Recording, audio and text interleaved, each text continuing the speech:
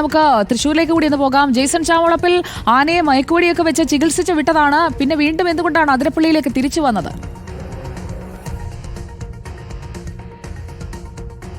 Good evening Sujaya.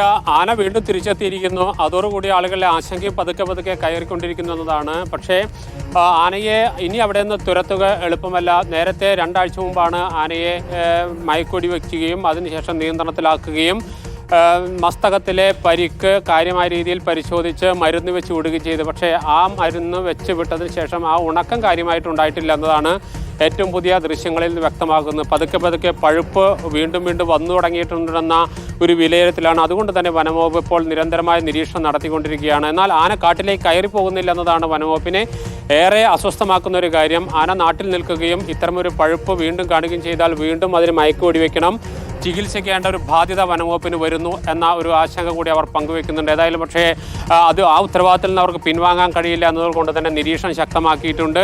കൂടുതൽ ഗുരുതരമായ സാഹചര്യം വന്നാൽ വീണ്ടും മയക്കുവെടി വെക്കുന്ന ഉൾപ്പെടെയുള്ള കാര്യങ്ങളിലേക്ക് പോകാനുള്ള സാധ്യത കൂടി പരിശോധിക്കുന്നു. പക്ഷേ ഈ നിലവിൽ ആ നിരീക്ഷണം മാത്രമാണുള്ളത്. അത് ഗുരുതരമായ സാഹചര്യത്തിൽ എത്തുമോ എന്ന കാര്യമാണ് ഇപ്പോൾ പരിശോധിച്ചുകൊണ്ടിരിക്കുന്നത് സുജയ.